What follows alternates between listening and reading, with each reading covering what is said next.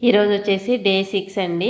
ఇప్పుడు వరకు మనము స్ట్రెయిట్ లైన్స్, కర్వ్డ్ లైన్స్ ఇవన్నీ నేర్చుకున్నాం కదా! సో, దీంతో లాస్ట్ అనమాట మనం ప్రాక్టీస్ చేసే లైన్స్. ఇందులో ఇప్పుడు అన్నీ మిక్స్ అయిపోయి వస్తాయన్నమాట. స్ట్రెయిట్ లైన్స్ ప్రాక్టీస్ చేసాము. స్ట్రెయిట్ లైన్స్, కార్నర్స్ అలాగే కర్వ్డ్ లైన్స్ ఇవన్నీ కూడా ఇందులో ఇప్పుడు కవర్ అయిపోతాయన్నమాట. ఇప్పుడు వరకు నేర్చుకున్నాయే. కాకపోతే ఒకటే ప్యాటర్న్‌లో మనం ఇప్పుడైతే ఈ వేలో స్టిచ్చింగ్ చేయబోతున్నాము. ఇదేంటంటే నేను స్టిచ్చింగ్ వీడియో కూడా రికార్డ్ చేశాను కానీ మరి డిలీట్ అయిపోయిందో మరి ఎలా పోయిందో కానీ పోయింది. సో, ఈ కొంచెం మాత్రమే స్టిచ్చింగ్ వచ్చింది. ఇక్కడ నీడిల్‌ని మనం క్లాత్‌లోకి దించి క్లాత్‌ని టర్న్ చేసి మళ్ళీ ఆ లైన్‌ని స్ట్రెయిట్‌గా స్టిచ్చింగ్ చేసుకుంటూ వెళ్ళిపోవాలనమాట. ఇప్పుడు ఈ సర్కిల్ ఉంది కదా! ఈ సర్కిల్‌ని డ్రా చేసింది కూడా అందులోనే ఉంది. ఆ వీడియో మరి ఎట్లా పోయిందో మిస్ అయ్యింది. సో, ఇప్పుడు వరకు మీరైతే కార్నర్ లైన్స్ కానీ, స్ట్రెయిట్ లైన్స్ కానీ ఇవన్నీ ప్రాక్టీస్ చేసున్నారు కదా!